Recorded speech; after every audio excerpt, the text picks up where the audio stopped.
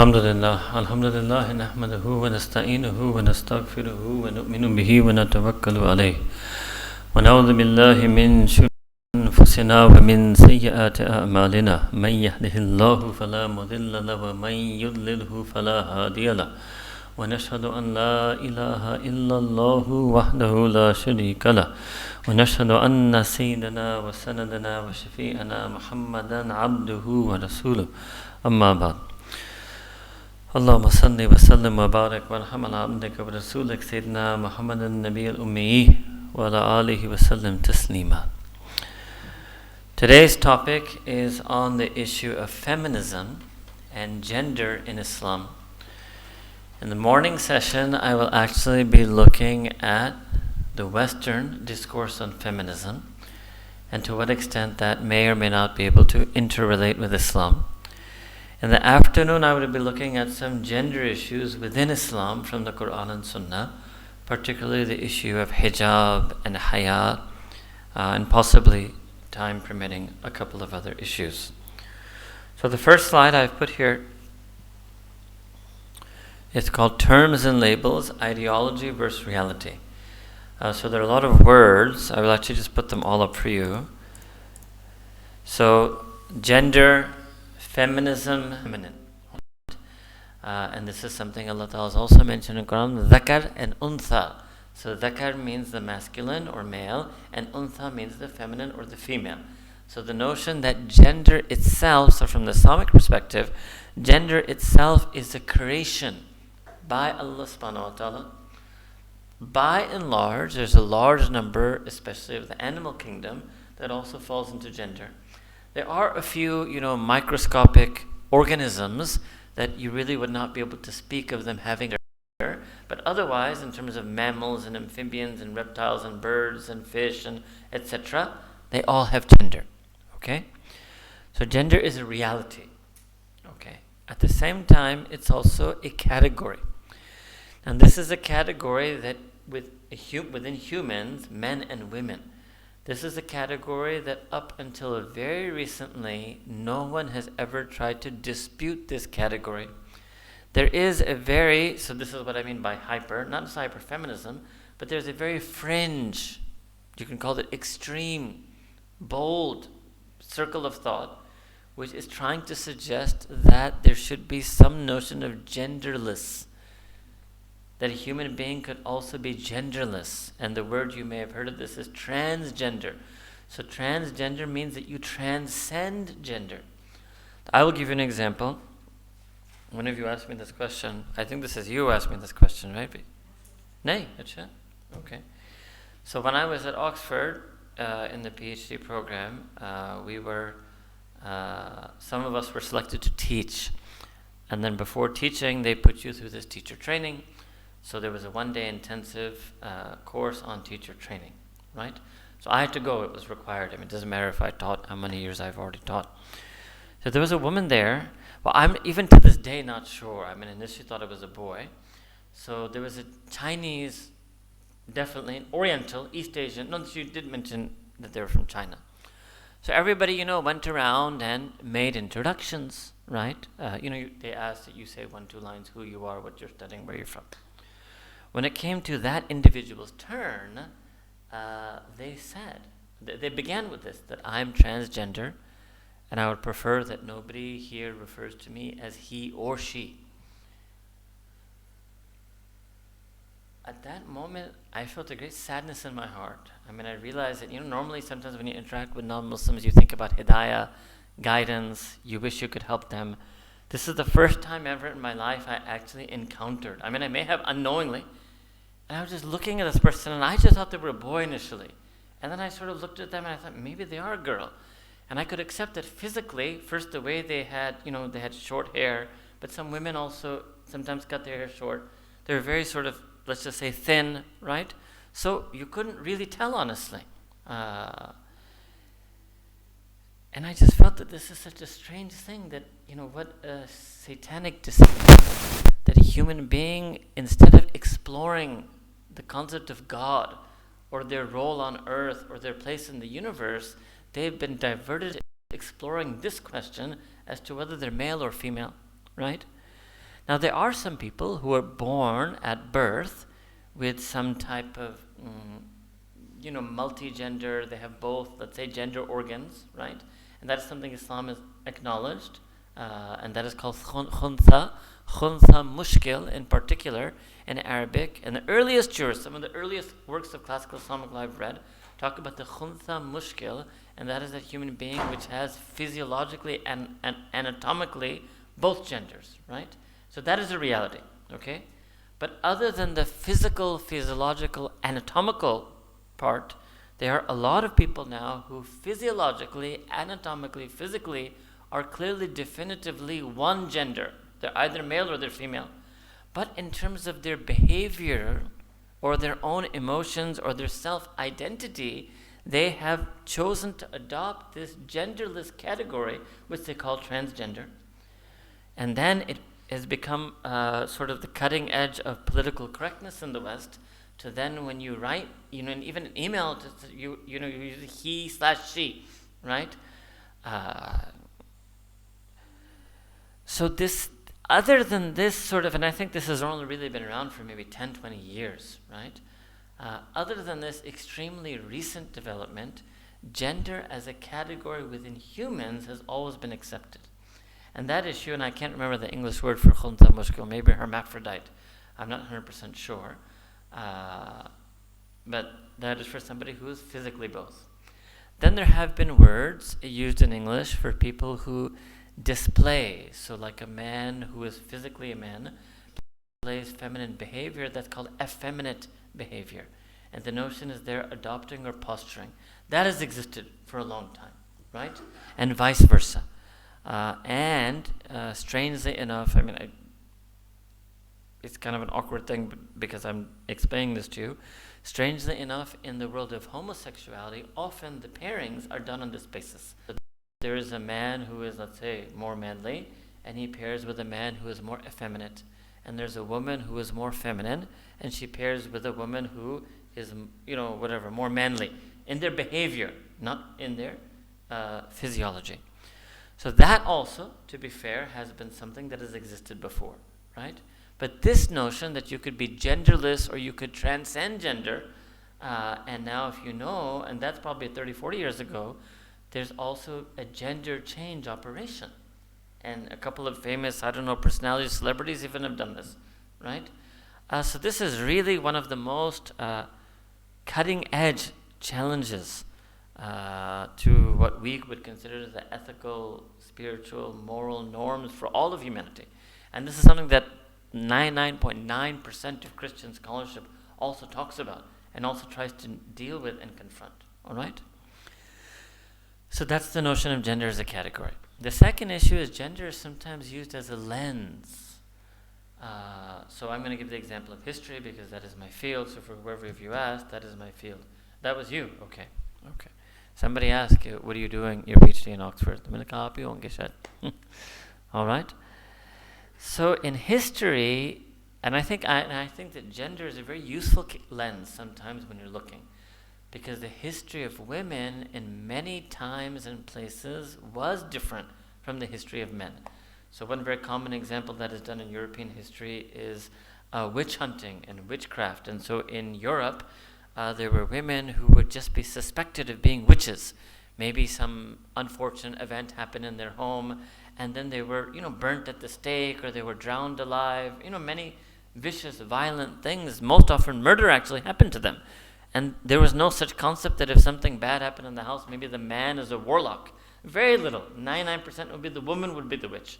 So then this is what the use of gender as a lens to look at history, because no doubt in history, the history of women is different from the history of men. Or in the West, for example, when they look at the history of politics, originally women were not considered full citizens. So in Plato's original Republic, the Republic is based, the first full-class citizen is a man, right? And then it's much later that women become citizens, and it was much later that women got the right to vote. So in fancy English, they call it universal suffrage. So women didn't have voting rights. So if you look at political history, you can clearly, definitely, honestly, accurately, and Islam has no problem with that, use gender as a lens to look at things, right? The only problem is that gender cannot necessarily be the only lens, right? So that is something that some very fringe elements, who I'm going to be calling hyper-feminists, do, that they privilege this factor of gender and they give it such a high priority to the exclusion of everything else. I don't think really they would say that, but the way they talk, the way they write in their entire discourse, you will only see one thing, and it suggests as if everything is about gender, right? As if nothing else happened in Western history, nothing else happened in European history. There is no other lens, there is no other factor. Okay. The word feminism, this is actually a French phenomenon. This was slightly before World War I, so the early 1900s. Femme in French means woman. Ism means sort of an ideology. So you have socialism, capitalism, reformism, all the isms we did, right? So this is a kind of ideological concept centered on women, right? So that's just, if you will, the lexical linguistic origin or etymology of this word feminism. It began in France and then art, right? Okay. The other real aspect of patriarchy is this notion of what we call dominance, which he then spread in Europe and then America. It's very clear that he did many things that today a person might call feminist. I prefer not to do that for certain reasons, because the word feminism has other connotations which we would not sort of view as Islamic. All right? Okay, so this is a little bit about patriarchy. Misogyny is basically, the misogyny is a word to suggest some type of inherent cruelty towards women. So a type of person who hates women, that type of person is known as a misogynist. You know, like you mentioned racism, so it's like a prejudice against women, bias against women, hatred for women, cruelty for women, contempt for women, denigrating women. And unfortunately, this also has a very long history, So these are realities, and again, it was there in pre-Islamic Arabia as well, where women are treated as inferior, women are treated as property, women were given down in inheritance, all right? And the truth is, you have to accept that even after Sayyidina Rasulullah sallallahu alaihi wasallam and Deen of Islam, wherever Islam may have spread, there are still elements in every Muslim culture and society which are not fully Islamic, right? And one of the ways many Muslim cultures and societies in history and today have not truly been Islamic, as they still have some elements of patriarchy and misogyny in them, right? That doesn't mean if you find that in Muslim culture, Muslim society, Muslim individuals, Muslim history, that means it's in Islam. You will find many things in Muslim history, culture, society, politics, individuals that are actually not part of Islam. All right? But still, we should also begin by saying, but that's not going to be enough. That's the first sentence. That cannot be the last sentence you say when you're discussing Islam and feminism. Because a very critical question will remain. Why have these particular things not been removed to a greater extent in Muslim history, societies, and individuals? Right?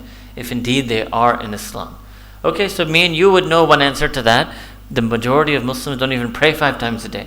So if this core teaching of praying 5 times a day has not been able to infiltrate all the hearts of all the Muslims, so then teachings of being soft and gentle and caring and compassionate and fair to women, that also may not have penetrated into the hearts of Muslims.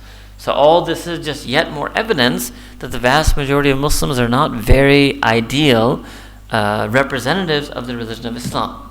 All right?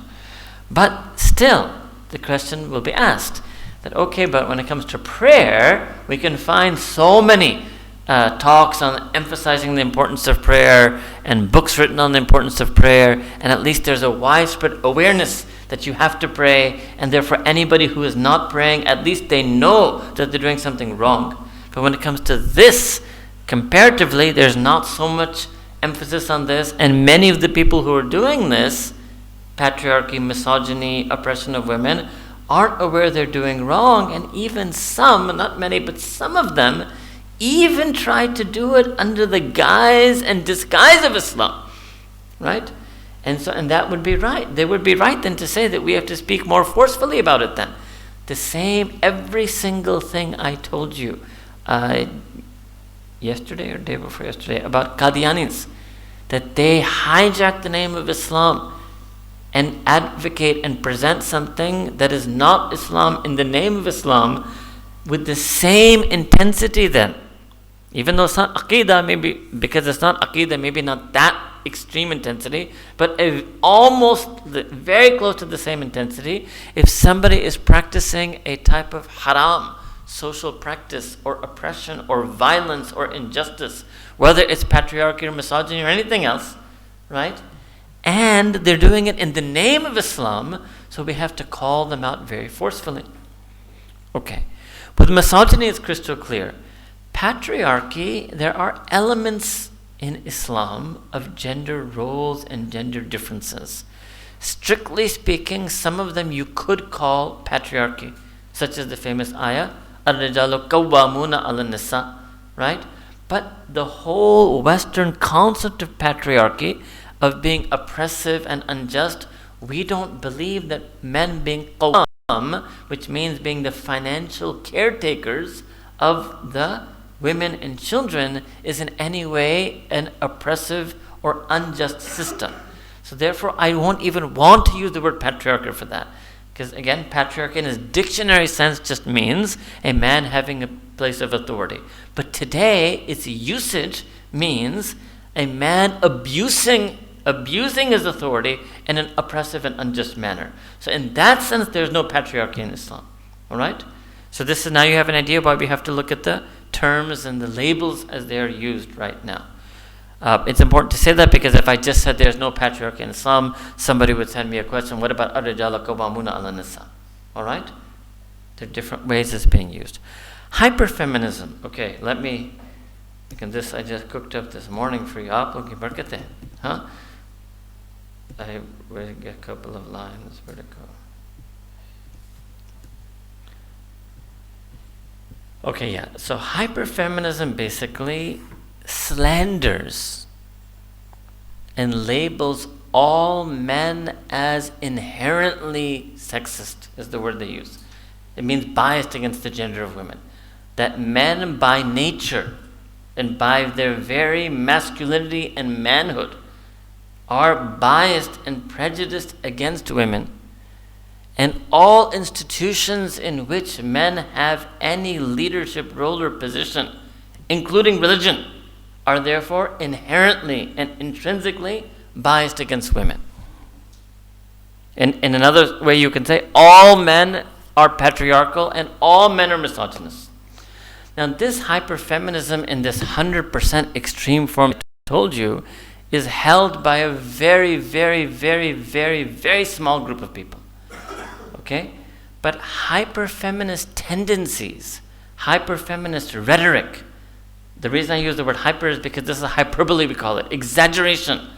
You will find sparks of that many times in standard feminist literature. All right? So that's why I have to separate that out.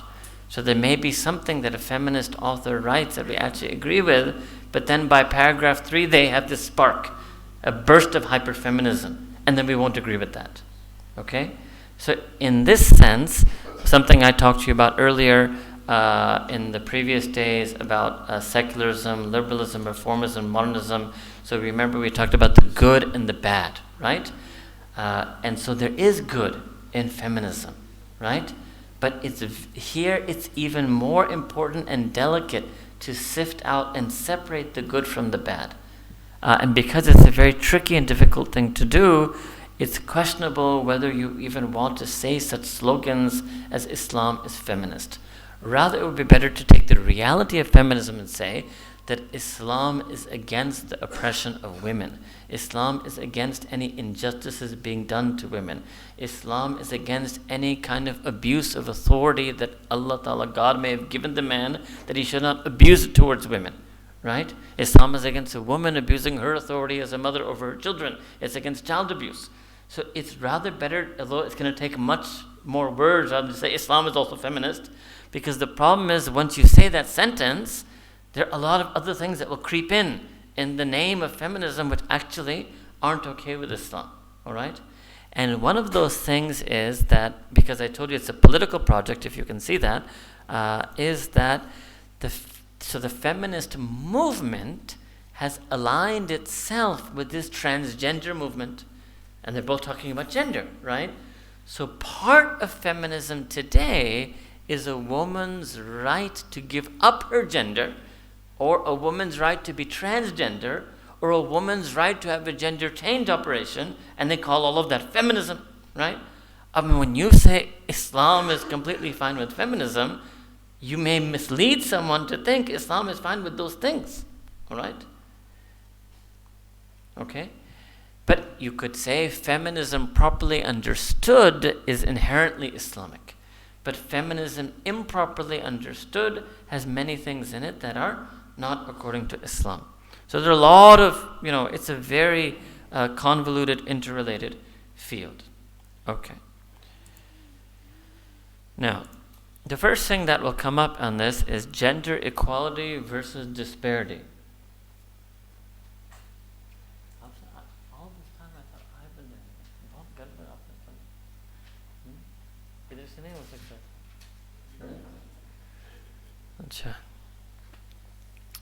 Gender equality versus gender disparity. Now, this is again a tricky thing, right? It all basically rests on the fundamental assumption that can you be different yet equal? Or the only way to be equal is to be the same. So this notion of same, that's parity. And disparity means different. So the feminists suggest, and this is one critical of the core fundamental assumptions where Islam and feminism will differ.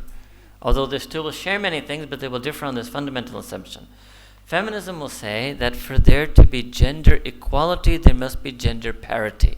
Do not view the genders as different in any way whatsoever. Only when you do that can we actually get gender equality. But that was one of the first assumptions they made, and and this is now 99% of them, and they adhere to that. Islam says that the genders are different, and they have different roles and different responsibilities. But that doesn't mean that they're unequal. So I will give you some examples on this, right? So one way this has been explained, there's a British Muslim, his British name, English name is Tim Winter, and his Muslim name is Abdul Hakim Murad. He's the professor of Islamic studies at the University of Cambridge. And he put it, I think, best in a single sentence, that in Islam, men and women are mutually superior to one another. As there's in some ways that men are superior to women, and there's some ways that women are superior to men. And that is the balance that Islam has created. Right? So let me give you some examples of that.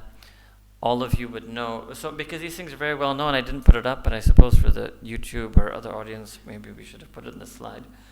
Sometimes when we address the Pakistani audience, so you have much more Islamic background knowledge than maybe other people who listen. So Sayyidina Rasulullah sallallahu alayhi wasallam has said that paradise lies at the feet of your mother.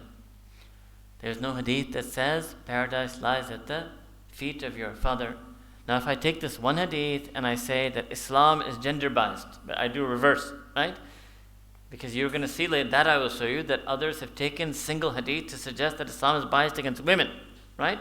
So if I take this hadith and say Islam is gender biased because it's given a mother a higher status than the father. Muslims know this. This is I don't think any Muslim would dispute this, right? So in that sense, and it's a gender issue. She's a mother as opposed to a father. This is a gender difference. This is a gender role, right? The mother is superior to the father. Okay, Sayyidina Rasulullah sallallahu alayhi wasallam said that if a parent raises two daughters in piety, and they raised up, Sayyidina Rasulullah raised his hand and put his two fingers, they will be like this with me in Jannah. Allahu Akbar Kabira. There's no hadith like that about sons. There's no hadith like that about sons. So if you take single hadith, they will sometimes show that mother is superior to father, daughter is superior to son. All right? Then there will be other single texts, whether from Quran or hadith, that will suggest that man is superior to woman.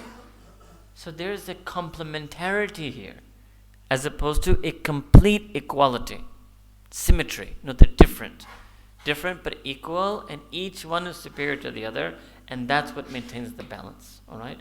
This is a concept that we would not have been able to have understood without the Quran and Sunnah. So that is why obviously this is a concept that the secular feminists cannot understand, because they don't believe in the Quran and Sunnah. All right? They don't have this text. They don't believe that paradise lies at the feet of the mother. They don't have these. This is not part of their knowledge. This is not part of their system. All right?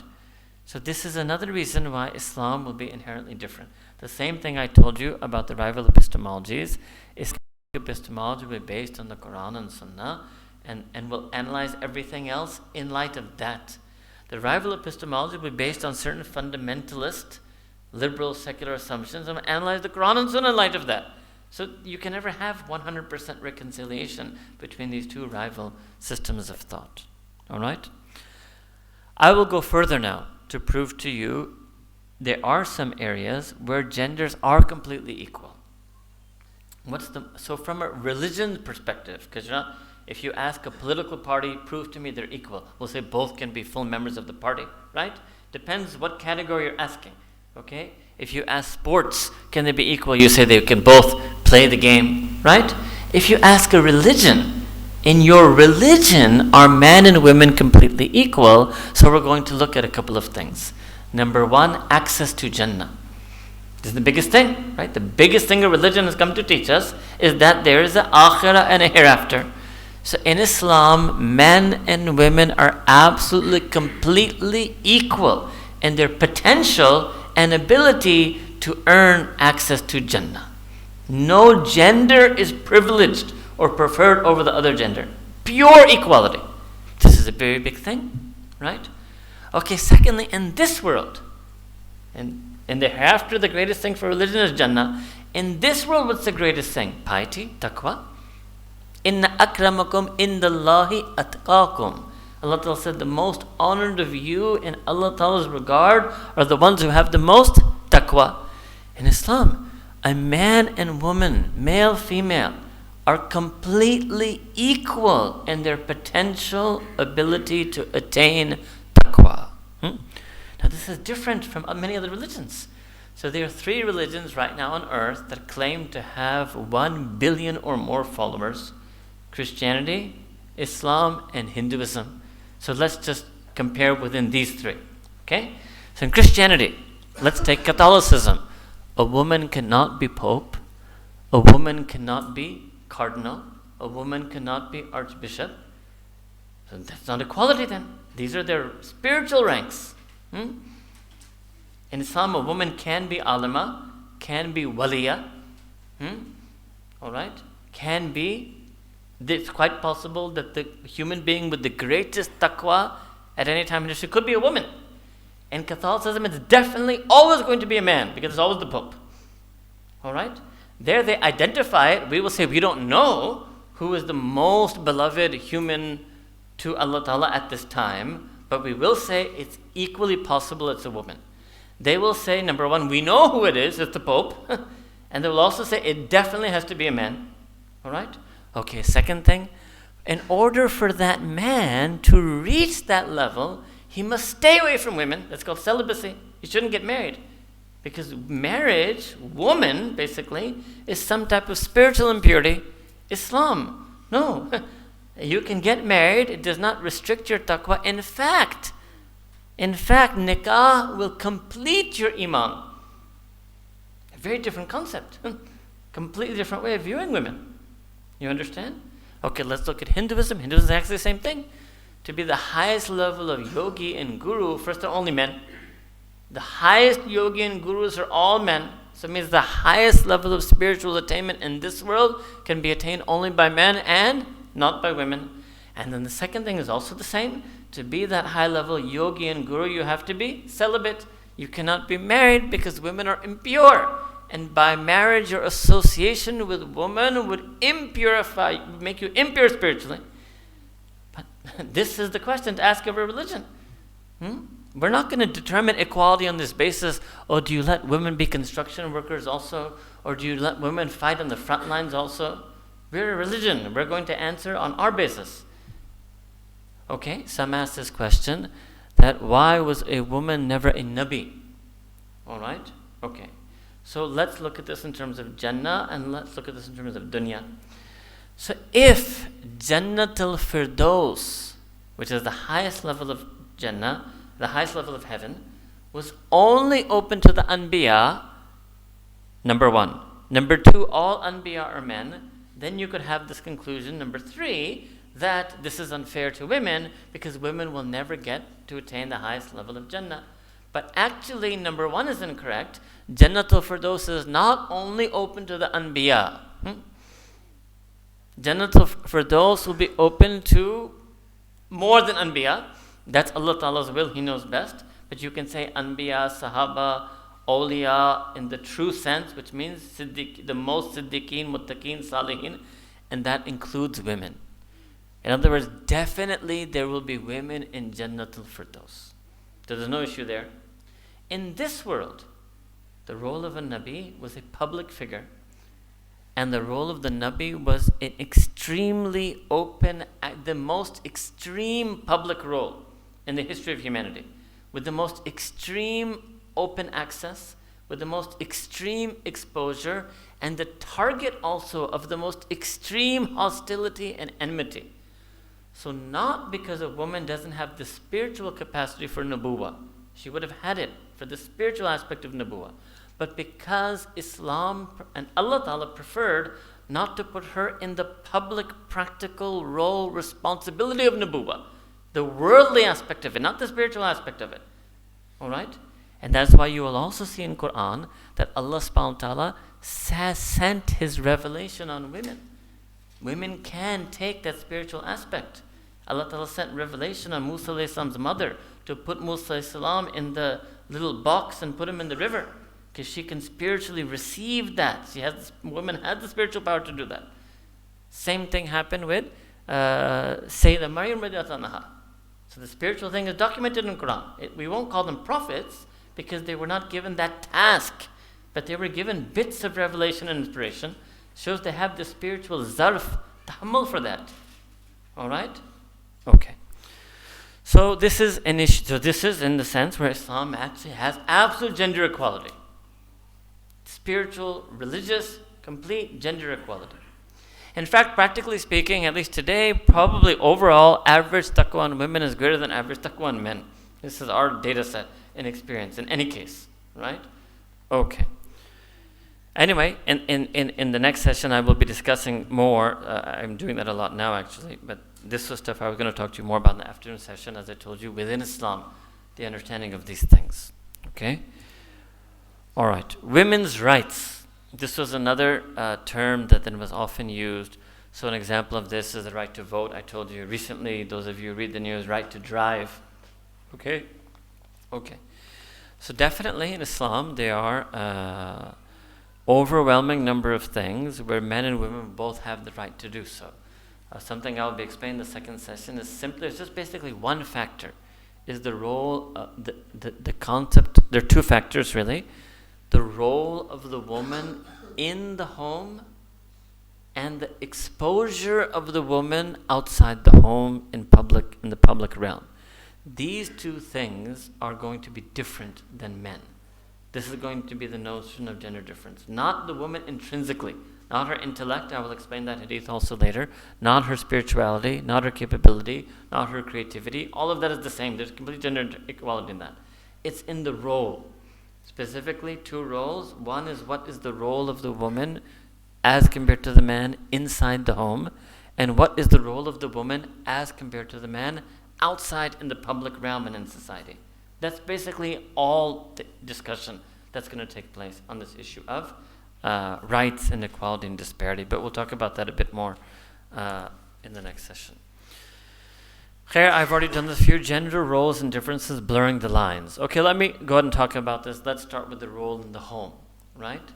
So Islam and Christianity have accepted and acknowledged that a mother is different from a father. This is a different role. 90% of psychology today would accept this. 10% has been affected by hyperfeminism. That's what I'm saying, these hyper tendencies, that they abandon their own established conclusions, bowing in political correctness to the hyper-feminist discourse, right? I think most human beings also, who have families, would say that a mother and father is a different aspect of parenting. And the difference is based on gender. It's because the mother is a woman. It's because the father is a man. Again, I present you the hadith that Sayyidina Rasulullah, he once showed the woman the fire and said, would a woman put her baby? He didn't say, would the father put the baby in the fire? And especially, because Arabs had fathers who had buried their, na'udhu buried babies. There's no mother who could bury her baby. So even the Prophet ﷺ was aware of social reality at his time, that in Jahiliyyah, it's called female infanticide. Fathers had buried, na'udhu their newborn baby daughters alive. There was no mother who would be able to do that. There's a difference. There's a difference between mother and father. Islam acknowledges that. That's it. The hyper-feminist discourse blurs the lines and ultimately tries to eliminate the difference. Again, it's also done for the sake of that other movement. So, same-gender marriage. Two fathers. They should be allowed to adopt a child and raise a child in that worldview. Or two mothers, two women. You understand? That type of couple. So they're blurring the lines between fatherhood and motherhood. All right? Islam draws the lines and accepts that there's a difference between a mother and father. So one of the differences I've talked about, the mother is more merciful, the mother is more loving, but another difference is that a mother plays a more significant role in the nurturing and caring of the child. Even physically, there's a physiological thing called breastfeeding, right? That is embedded into human anatomy, all right? That obviously would require the mother to be much more present. Forget the scientific invention of milk formula, but if you look at natural human creation, it is suggesting that the mother will have to be at home more, right? And the father doesn't have that, okay? So therefore, the woman who is a mother has more of a role at home. Now, this is another feminist myth, that being a housewife, and there are many American feminists who are housewives who are very against this concept as well, that why are you calling this an unequal, means a lesser role? And they will celebrate being a housewife and say, me being a housewife is no less worthy of praise than if I had not had children, become a CEO of a multinational corporation. They're very strong about this. Not one or two. There's a large movement in America about this. But how dare you suggest that being a housewife is some lowly thing and I'm being oppressed, and you, because you're a corporate woman, you are, enlightened, right? And they're right. So just the fact that the mother, the woman who has children, plays a role of mothering and caring, or you want to call it housewife, whatever you want to call it at home, that itself doesn't mean they're unequal. That itself is not patriarchy and misogyny. That in itself does not constitute oppression or injustice. This is a myth, a lie basically that is spread. All right? Okay. Second aspect is that the difference between the man and the woman in the public realm. So one very good example, so I guess I'm mixing and matching like I did yesterday, AM and PM, all right? So one very good example of this is the Islamic laws of testimony, right? Here I will show it to you in this, because that slide is coming in the second session. Anyway, so I will show you why, just remember this now, that the reason why in contract law, not in every type of law, in contract and commercial law, in financial disputes, Islam has legislated that there should be 2 men witnesses, otherwise 1 man and 2 women.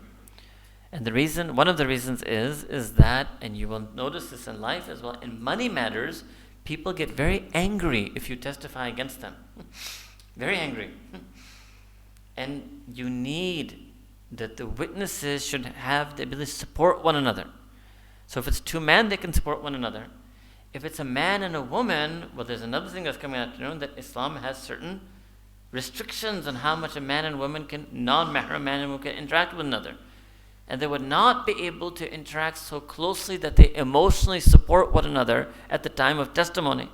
So in that case, there's one man who will be unsupported, but two women who support each other, and when they're strong, then that is enough of a background support for the one man. All right? Okay? So there's a notion that a woman has a different role, right? This is not done because women are less intelligent or less capable or less skilled. This is actually done in honor of the women, right? We don't view it as honor for our women to be soldiers on the front lines. Yes, maybe we may give them non-combat duty, right? But feminism views it as the honor of the woman, that she must be given those things. We don't view it as the honor of our women that they should also be construction workers, right? So that's a very New York thing. They have this drill that they drilled the. It makes a lot of noise. All right. So it's a different concept of what is honorable, what is honor, what is worth, what is value. Okay. All right. But like I said to you, there's this notion of blurring the lines. Okay. Another very important thing, and this I have to talk about. I'd say this is really more what I wanted to talk about today. I'm also actually today, if you see the slides are animated, it's also throwing me off. I used to do it this way, then this year we had them all together, and I got used to talking like that because I would also see what's coming. Here, okay, I look at it here actually. Yes, okay. Now, the more important thing, that was a bit of theory. The most important discussion I think really is this slide. Okay, so I'm just going to show you the whole thing all at once. All right? Yes. There are very real injustices that are done to women. And it is the sunnah of Sayyidina Rasulullah sallallahu alayhi wasallam in his lifetime. He countered, repelled, spoke out, and taught against all the injustices being done to women at his time. For us, it's not enough just to point to what he did at his time, sallallahu alayhi wasallam. You can't give this answer, well, the Prophet ﷺ stopped female infanticide, or Islam stopped female infanticide. Yes, but what are you doing today about the injustices done to women today? So the real sunnah is that the same way Sayyidina Rasulullah sallallahu alaihi wasallam spoke out and stopped and condemned as Allah revealed him. So it's also Allah Ta'ala, Revelation, Quran, the Prophet sallallahu alaihi wasallam against all injustices to women at his time. The sunnah would be for us as an ummah or as ulama to identify the injustices being done to women in this time and speak out against them as well. So, for example, that injustice, maybe in some remote African countries or Asian or somewhere, but female infanticide is no longer really a mass problem, right? That people are burying their daughters alive. But there are other things that are a problem. And actually, I would tell you that if ever, so there is a gender screening test that people can get done, but it's a bit expensive. So the poor people can't afford it. But if it ever becomes in the range of poor people, I'm sure Allah Ta'ala protect them, and I don't want to slander a group of people, but unfortunately, because in those 5-year cheats in Al Khan, the doctors told me so many things, that a lot of poor people in Pakistan would actually do that gender test and then have an abortion if they found out that they were having a girl. And that would be exactly like, not exactly, but that would be exactly similar to female infanticide. So that tendency is still there, that bias is still there against having a daughter. It's still there in the culture. It's still there, not in all the culture, but it's there in parts of the culture, parts of the people, right? And again, I would tell you, it's also partly a misunderstanding of feminism, because the notion is that the daughter can't earn, or she's going to be in the home. And again, this is being viewed as a lesser function of humanity, which is wrong. Like I told the housewife, this is not a lesser function of humanity, right? And certainly this cannot be, this is not a valid, this is an absolutely haram type of abortion. But right now they can't afford that, right? Because that type of test is beyond their affordability. Khair. Injustices to women. There are a lot of injustices to women in the world. There's some extreme ones I didn't put there. I think the most extreme one actually, which is not there, is human trafficking. And this is in Europe, by the way. the majority of women who are human trafficked, literally they're conned and told, we're going to take you as a maid, and they're made into slaves. They call it, I normally don't ever like to say this word, but I have to talk to you very explicitly today. It's sex slavery. There's entire documentaries and BBC and news channels about this. And a lot of them are white Eastern European women and Russian and Ukrainian women, ex-Soviet bloc and Eastern European women. And where's it being done? In Western Europe. You have this myth that Europe is some extremely advanced place. Europe is the country with one of the highest rates of human sex trafficking in the world. And you think they don't know? You know how easy it is to find one of those prostitutes? You think it's not that hidden. It's not some deeply secret, undercover black market where you have to go on the dark web and find these things out. People find it within 5 minutes. You want to put a stop to it? I'm sure you could put a stop to it. And no doubt there are a lot of very noble Europeans who are trying to put a stop to it. But there must also be some serious forces there who are giving protection to it. Right? I think this is the greatest injustice that can be done to women. Because it's serial rape. It's basically slavery, kidnapping, rape.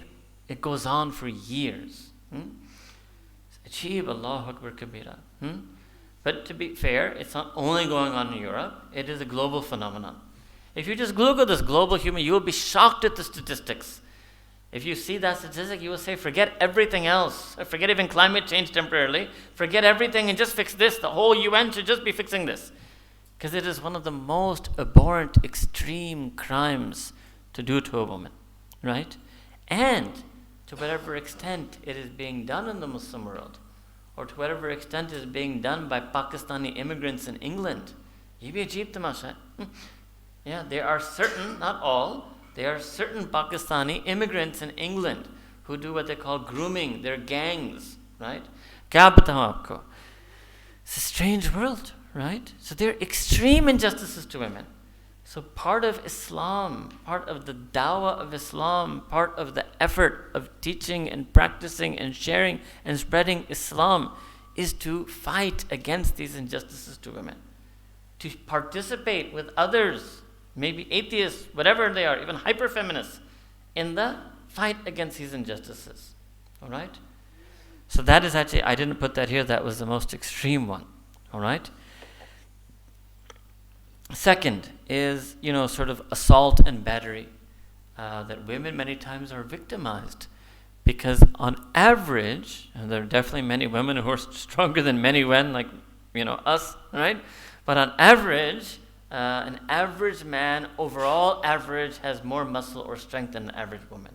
Sports can explain that to you. That's why there's still men and women in most sports compete separately. Or even in golf, they compete. This is the best way you can understand. Even in golf does actually not, it requires so much strength, okay? But it's a physical thing. It's also something feminists hyper-feminists try to erase this as well. You say, okay, just start playing golf and baseball, football, tennis on the same circuit, then tell me there's no gender. Yeah, right? I'm not saying mockingly. I think they should be separate, and I think that's perfectly fine, right? Khair, what I was telling you is that there's a lot of assault and battery, whether this happens husband on wife, whether, not that all husbands do that, whether that happens parent on child, not all parents do it, but there's more daughters who will get physically abused than sons, perhaps, or just generally, in crimes in society, right? So this is another issue of assault and battery, victimization of women. And no doubt also, if any man is a victim of bullying or anything, that must also be spoken out against. But there is a gender aspect here. Third, crimes against persons. So this was the more gentle way I was trying to imply this issue of rape. No doubt, men do get raped also. Allah Ta'ala keep everybody in hifazah. But statistically, more women get raped than men. So it's a gender thing. Statistics establish that. These are things the feminists would agree with, right? And that means there has to be much more effort to counter these injustices. If you look at those statistics, you'll be horrified. If you look at the global human trafficking and you look at the global rape statistics, you will be stunned to what extent this happens. Some of it may be less extreme, but I don't want to say, because I don't have first-hand knowledge of them, Allah knows of anything and everything. I don't remember exactly, but not everything about the Jirga or Panchayat. Putting it on the media all the time. Major issues.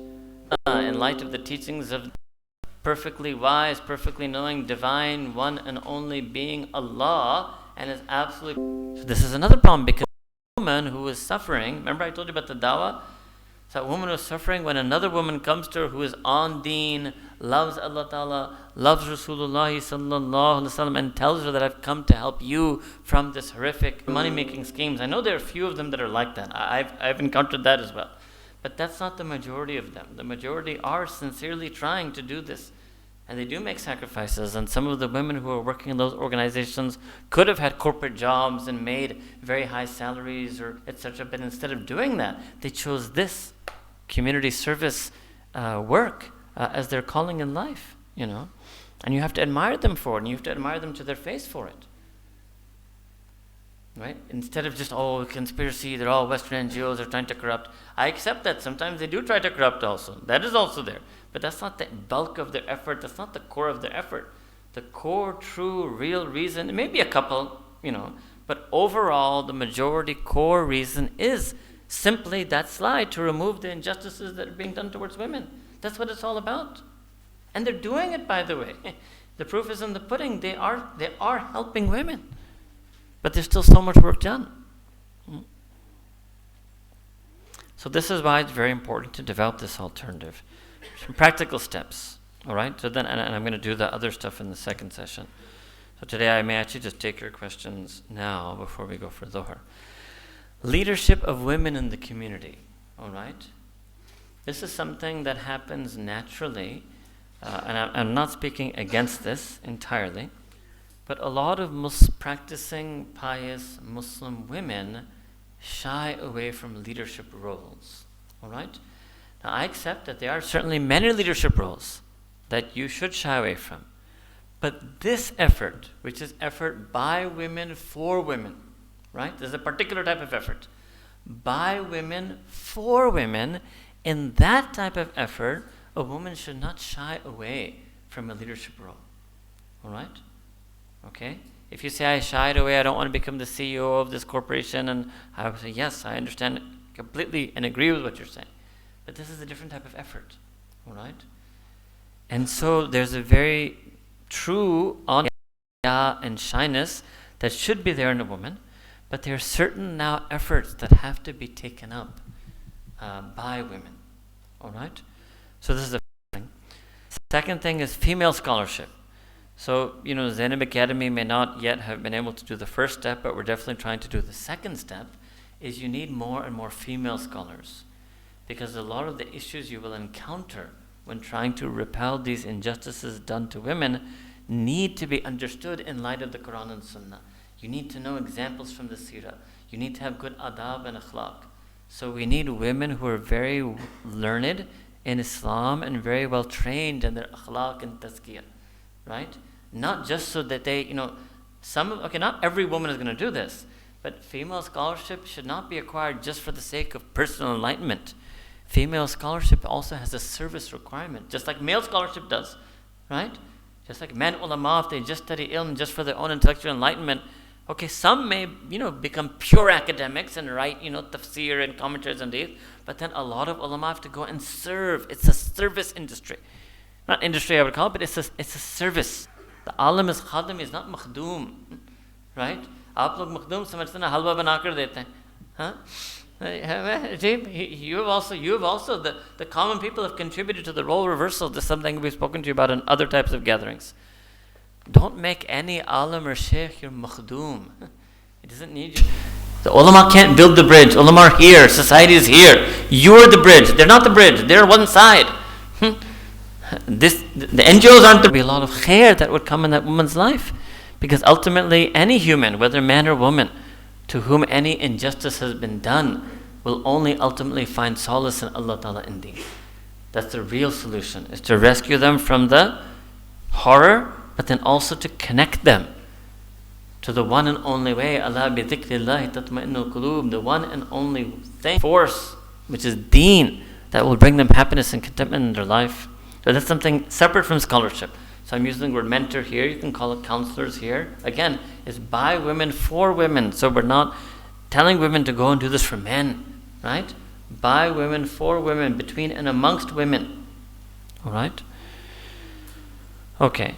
Then women representation in Muslim civil society.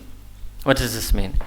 I've sometimes seen like a school where the principal is a woman, teacher is a woman, but if you look at the board is all men.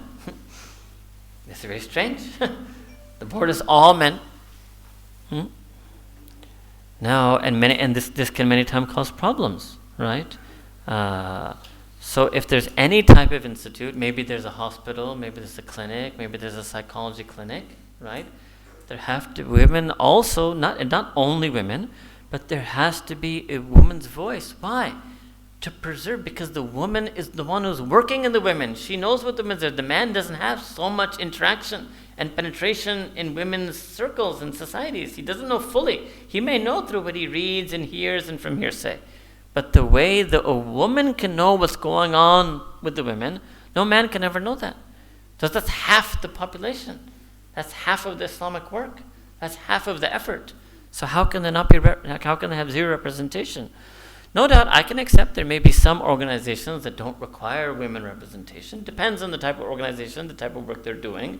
Depends how much work they're doing with women, amongst women, for women. Right? Depends how many women they may have in their own workforce. There are many things to look at. So I'm not really talking about factories. That's why I use the word Muslims. I'm talking about factories and corporations. I'm talking about education, healthcare, psychology, religion, community service, volunteer work, charity work, relief work, humanitarian work, right? All these efforts, noble organizations and efforts that are trying to help women. Just like you need women leadership, women scholarship, women mentors, you also need some women involvement in the upper level, board level, senior level, executive level, management level, whatever you want to call it, right?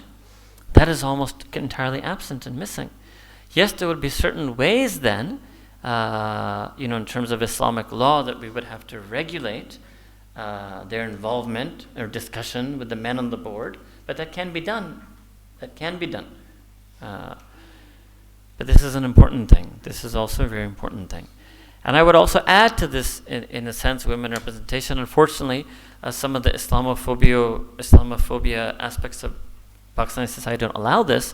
But, for example, at universities, there should be provision to gather only girls for an all-girls lecture by a dynamic woman leader, whether she's a female scholar or a mentor or a woman who's deeply involved in community work. So there have to be more spaces, not just, like women's Islamic institutes like Zainab Academy. I'm talking about in civil society. If you ask me, every university should have such sessions, which are only for the female students and have women speakers. Every A-levels and A-level school should have such sessions. Number one, that will also introduce these young girls, students, to dynamic women, to leaders, to public speakers. It will show them a whole way, a whole path, right? And number two, because, the more practicing Muslim woman is not going to speak to a mixed audience. She won't want to speak to a mixed audience, but she has very valuable things to say, right? And they need to be heard. And so it's important that the half the student population, the girls and the women, hear them. So this is another very important thing. Okay, the last slide then for today, for the morning, positive engagement. So the first thing I call it calm discourse with secular feminism. If you're going to engage with them, you're doing it to work together. You're not there. This is not the time to have the religious secular debate. You're uniting for a greater good. It's not the time to be against them because they're secular or they're not religious, right? If they are genuinely, sincerely working against the injustices of women, but that's it. You have to be a bit calm with. Because I've noticed that a lot of Muslim scholars also, and Muslim speakers and practicing Muslims, they just lash out, right? They just lash out at all secular feminists, right? No doubt there will be some of them who have said very extreme things or inappropriate things that they should be corrected in an academic manner. They should be tried first to be reformed to wisdom, otherwise they should be corrected academically. But the point is, the key word here is calm. Calm. Don't let your sensibilities get offended so strongly and explode so much. Second is identifying common ground. This is a theme I've been running with you. Expanding the boundaries as much as possible. Being as inclusive as possible, but ultimately no. He said, कि नहीं इस मौलवी होने से बेहतर है कि वो मरी जाए. Literally said this, literally. Now I know he didn't literally mean it. Because I know him. He didn't literally, that's a ludicrous statement to say. So in English he said that rather than being religious, I'd rather let them do suicide. I also know he didn't literally mean it. And he was laughingly saying it. But you can't say he didn't mean it at all either. Nobody speaks without no meaning. All right? This is an example for you. Look at this. And this is a meeting happening after an event that should shake the entire university community taking place. This is a sincere suggestion coming from a professor who is not very religious. All right? And this is the response that came from one of these hyper extreme illiberal seculars. Allahu Akbar Kabira. And that's why they don't have it, because of the phobia. In the United States, all these leading universities have religious counseling. They're called chaplains. There's a Muslim chaplain at Harvard. There's a Muslim chaplain at Princeton. There's a Muslim chaplain at Yale. There's a Muslim chaplain at Oxford. There's no Muslim chaplain if they don't like me to take the names of the universities in Pakistan. Fill in the blank. Fill in the blank where you want. All right? Again, illiberal. It's illiberal. It's not liberalism. Illiberalism. And so that's going to be one of the practical obstacles. And I would add one more line to this. And the reason why these things are obstacles is because we, the religious community, are way behind in the game. We're like late entry, like what you study in economics, that there's an industry and a lot of people enter and and now you're trying to enter the market late. Because they're already taking care of almost all the supply. Their supply is meeting the demand. This is our situation. We're very late to the game, very late to the game. And they're very entrenched, very illiberal forces in this country are very entrenched. They've almost hijacked the education sector, the media, and they've also hijacked a lot of civil society. Right? Very late to the game. All of the stuff I'm telling you in these days, the stuff really in Pakistani history, if you ask me, should have happened in the 1970s. So if you accept that it should happen in the 1970s, and 2019 is basically 2020, so we're 50 years late in the game. 50 years. And not just that, obviously the women, there are obviously more women today also because it's a Monday and men are at work, but obviously it was their topic. Oh boy, Allah Akbar. Okay, I better stop here. We'll start taking some questions inshallah, then we will end 10-15 minutes to go for Zohar Salah. And then we have the second session, and then we'll try. Actually, I think, maybe today also I really try to take, because I think it's relatively rare that somebody speaks about these things so openly and gives the women a chance to ask their questions openly. So maybe in the afternoon we should make it a bit more about Q&A. There are, like I told you, a few slides I wanted to show you. There's actually, I have a separate entire workshop on gender in Islam, in which I talk about inheritance law, I talk about the testimony law, I talk about the verse in which supposedly the husband is allowed to beat the wife, right? I talk about the hadith where women are supposedly naqis akal, or women, the majority of people in hellfire will be women. So that's sort of within the Islamic paradigm, right? And so just to show you the slide real quick, but I don't know how much I can do that then in the next session.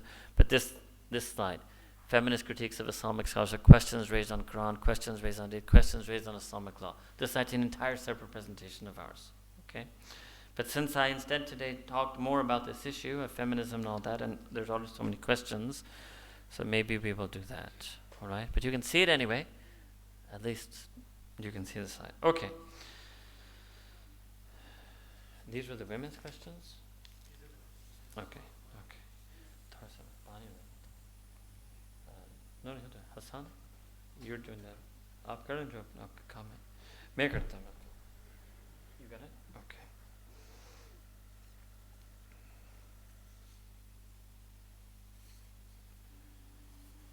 Okay, no doubt questions about divorce are important, but right now today's topic is not actually divorce. That's a whole separate workshop is on marriage, and a whole separate workshop is on divorce.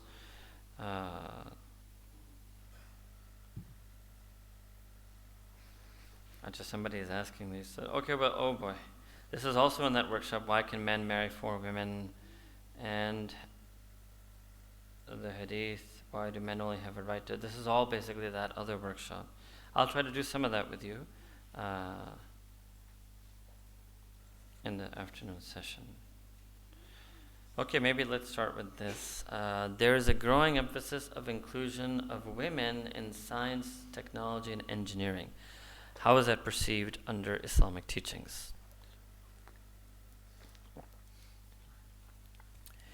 First, I will say this is a global phenomenon, and if you go to even these leading universities and look up to the departments in engineering, you'll find it's not 50% of the faculty are women, right? And 50% of the students aren't women. So in this trend where they feel that gender equality must mean gender parity, so they would ideally, for them, the ideal would be 50% of engineering students would be women, and 50% of engineering professors would be women. Islam doesn't say necessarily that has to be the case, all right? Because, another thing I talk about in that other workshop is the woman's right to work or not.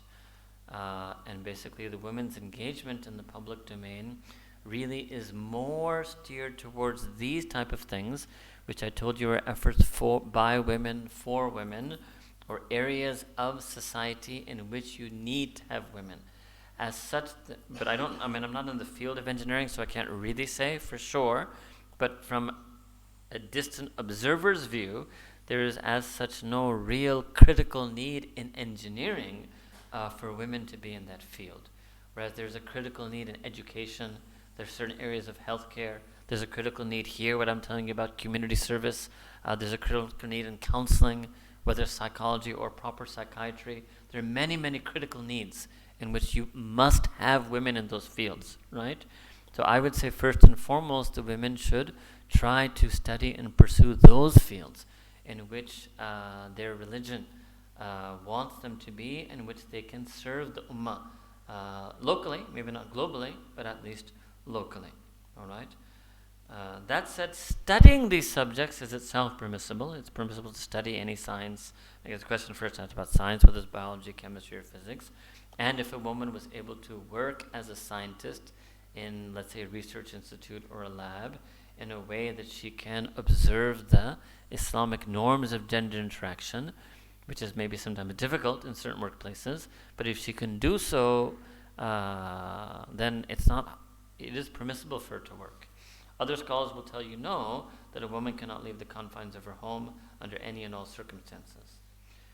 You have to choose which position of scholarship you follow, right? Basically because we assume that the type of students who ask me this question are already university students.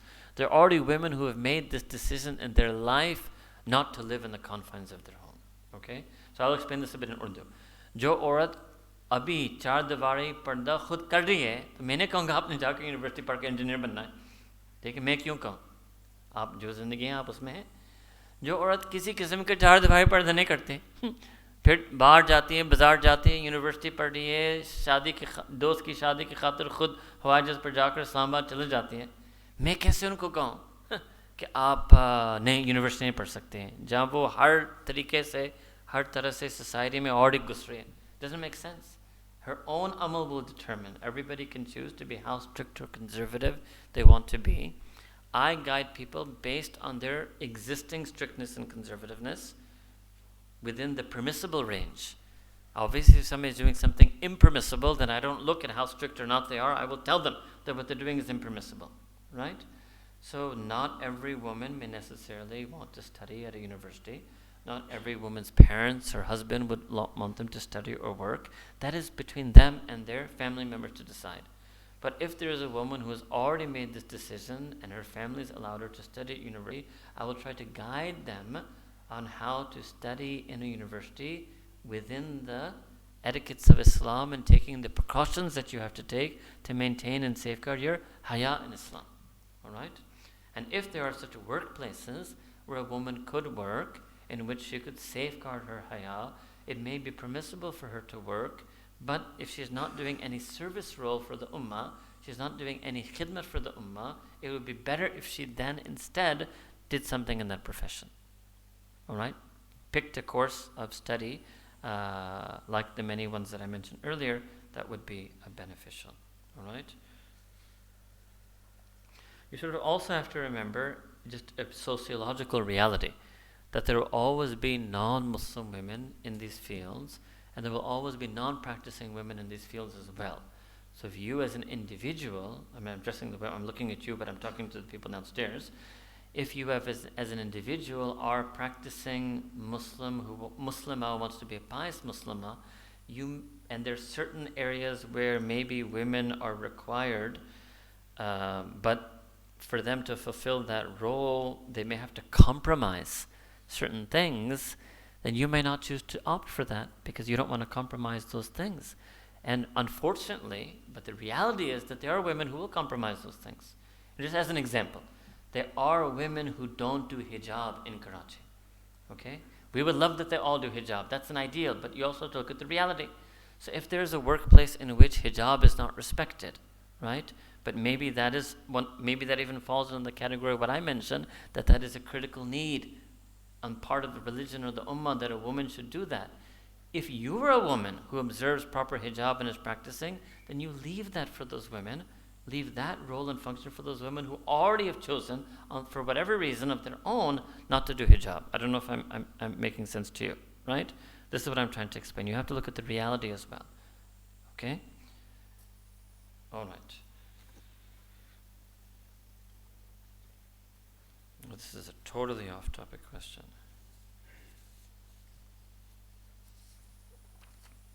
The person who asked me about the account, I've also read this account of Nusayba bint Ka'b radiallahu ta'ala anha, but I have not had the time to research its authenticity. So because you're asking me about its authenticity, I cannot tell you for sure if that is an authentic account. But I'm aware of it, and I've also read that. Okay, I've already talked about working. So the women working, and that's also a topic that comes in the second thing. I guess none of you had questions about feminism itself.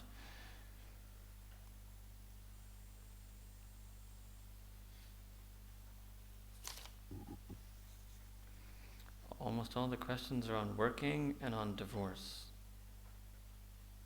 Oh, okay, this is a good question. You mentioned that spiritually men and women have equal standing, but I've heard that women cannot give fatwas. That's incorrect. A woman can give a fatwa.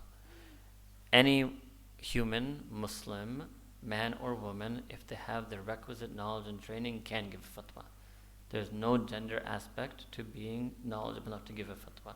The greatest example of this is al-Mu'mineen Sayyida Aisha radiallahu anha.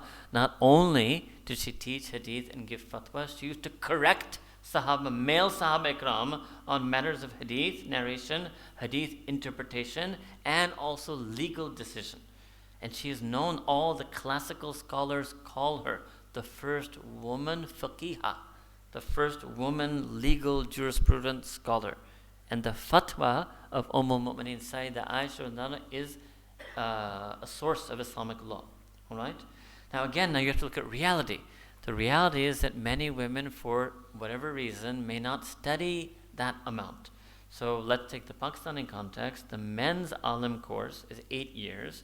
And let's take Darul Uloom Karachi on top of this, a 3-year mufti course, so it's 11 years. Right? Originally, in Pakistan, they made the women's alima course, the same course, also 8 years. But they found that because the type of women, again, I told this to you the other day, that mostly it is a particular socioeconomic background that sends their children, men or women, either way, to the madrasa. So the girls who were coming from that socioeconomic background, their parents preferred to get them married off much earlier than would have allowed them to complete the 8 years.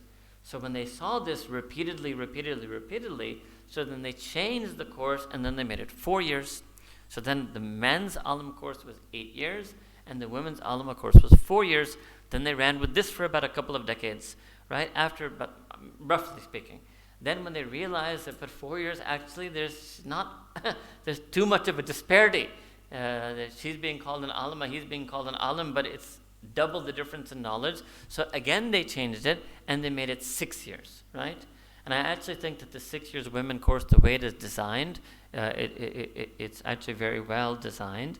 And I actually think the woman who graduates from the 6-year Alama course, is just negligibly different from the man who graduates from the 8-year Alim course.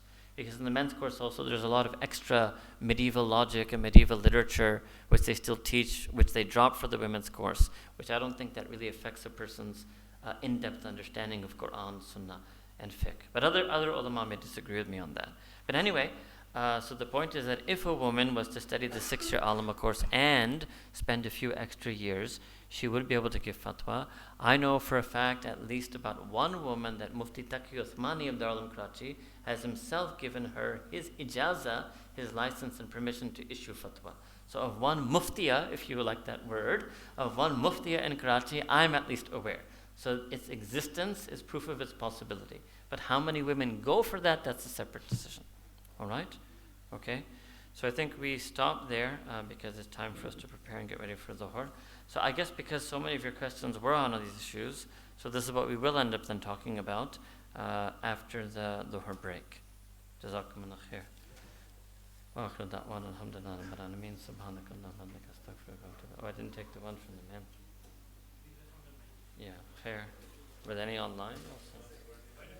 Acha. I didn't even open that. Okay. Let's look at them and then towards planning.